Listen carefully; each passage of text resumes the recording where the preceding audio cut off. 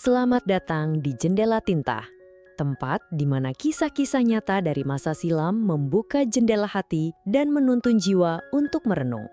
Hari ini, kita akan menyusuri jejak seorang nabi, seorang pemuda yang pernah dilempar ke sumur, dijual sebagai budak, difitnah, dipenjara. Tapi doanya menggetarkan langit. Inilah kisah tentang kesabaran dan kemenangan. Inilah kisah Yusuf alaihi salam, sebuah perjalanan dari derita menuju takdir mulia. Episode 1. Mimpi Sang Anak Solih. Di sebuah rumah sederhana di tanah Kan'an, tinggal seorang ayah yang solih bernama Yakub dan seorang anak laki-laki yang wajahnya menyimpan kedamaian yang sulit dijelaskan. Namanya Yusuf.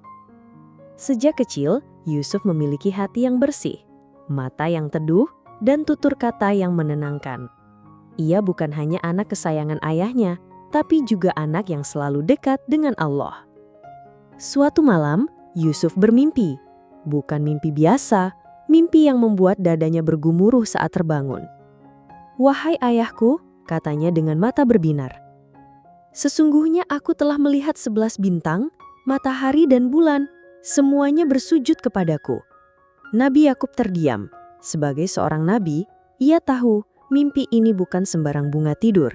Ini adalah isyarat langit, bahwa anaknya akan menapaki jalan yang penuh liku, tapi berujung pada kemuliaan. Namun ia tahu, setiap cahaya besar akan didatangi oleh bayangan gelap yang ingin memadamkannya. "Wahai anakku, jangan ceritakan mimpimu kepada saudara-saudaramu, sebab setan adalah musuh yang nyata bagi manusia." Hari-hari berlalu. Yusuf tumbuh menjadi remaja yang menawan, bukan hanya dari rupa, tapi dari sikap dan adab. Namun takdir tak akan membiarkannya hidup tenang selamanya, karena mimpi besar harus ditempa dengan ujian besar pula. Tapi Yusuf tidak tahu bahwa tak lama lagi dunia yang dikenalnya akan runtuh, dan doanya akan menjadi satu-satunya cahaya di tengah kegelapan yang panjang. Di kejauhan, saudara-saudaranya mulai menatapnya dengan mata yang berbeda. Dan dari sinilah, segala sesuatu yang baik-baik saja mulai retak perlahan-lahan. Yusuf tumbuh menjadi pemuda yang tak hanya tampan, tapi juga bijaksana, lembut, dan jujur. Namun kasih sayang ayah mereka, Yakub, yang besar kepada Yusuf, menjadi bara dalam hati saudara-saudaranya. Iri, cemburu, perasaan yang menggerogoti akal sehat. Yusuf dan adiknya lebih dicintai ayah daripada kita. Sungguh, ayah kita dalam kesesatan yang nyata, ujar mereka. Mereka pun merencanakan kejahatan yang tak terpikirkan. Bunuhlah Yusuf, atau buang dia ke tempat yang jauh, supaya perhatian ayah berpaling kepada kita. Akhirnya dengan wajah berpura-pura baik, mereka memohon pada ayah, "Wahai ayah kami, izinkan kami membawa Yusuf bermain bersama kami besok." Yakub ragu, tapi akhirnya luluh. Dan hari itulah, hari terakhir Yusuf melihat wajah ayahnya di rumah itu. Di padang terbuka, mereka melempar Yusuf ke dalam sumur gelap. Sendiri, basah, dingin, tak ada cahaya, kecuali keyakinan pada Tuhannya.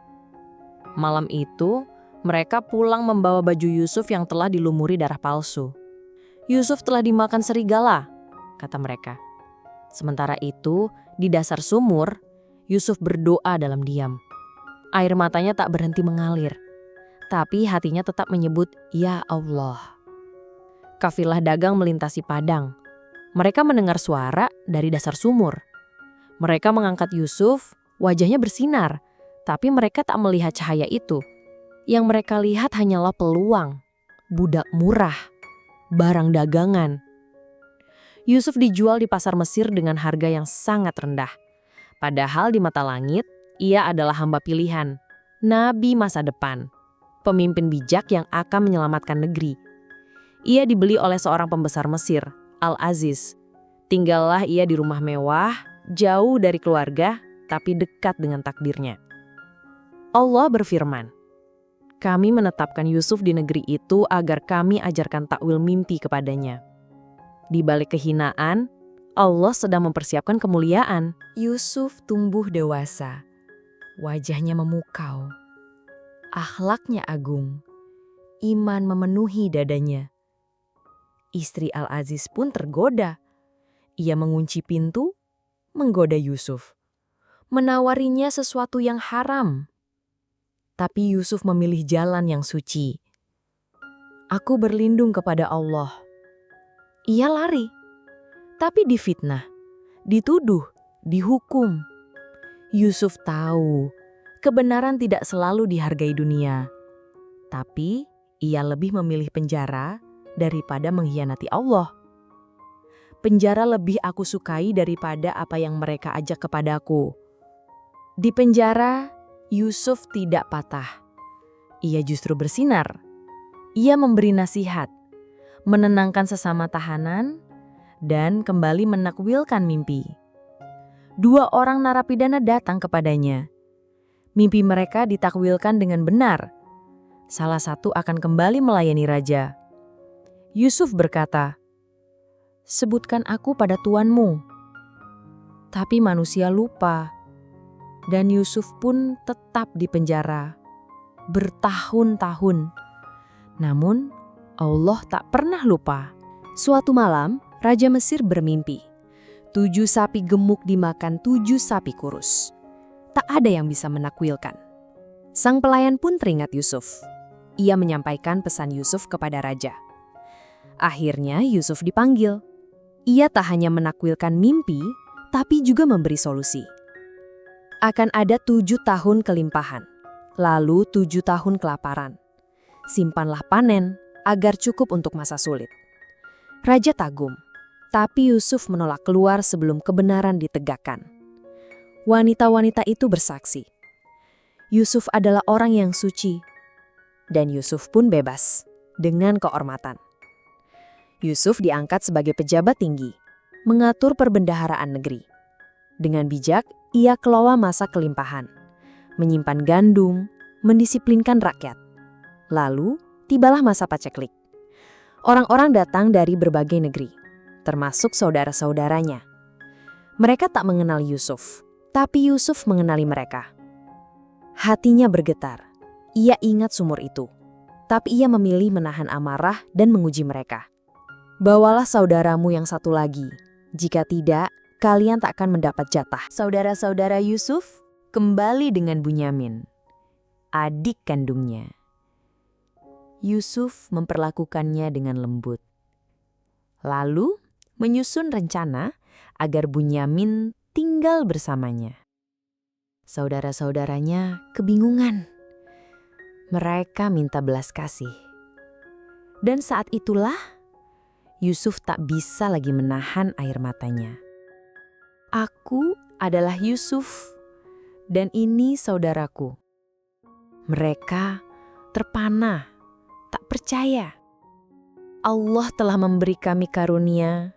Barang siapa bertakwa dan bersabar, maka sesungguhnya Allah tidak menyia-nyiakan pahala orang-orang yang berbuat baik. Mereka tertunduk. Demi Allah, sungguh Allah telah melebihkanmu atas kami. Dan sesungguhnya kami benar-benar orang yang bersalah. Yusuf tidak menuntut balas. Pada hari ini, tak ada cercaan bagi kalian. Semoga Allah mengampuni kalian. Ia memberi mereka pakaian, bekal, dan sebuah kabar. Bawalah baju ini, usapkan ke wajah ayahku, maka ia akan melihat kembali. Di tanah Kan'an, Yakub telah lama kehilangan penglihatan karena menangis. Namun saat baju Yusuf diusapkan ke wajahnya, matanya kembali melihat. Bukankah aku telah berkata padamu, bahwa aku mengetahui dari Allah apa yang tidak kamu ketahui? Keluarga Yusuf pun berangkat ke Mesir, dan akhirnya mereka semua bersujud di hadapan Yusuf. Mimpi itu menjadi nyata.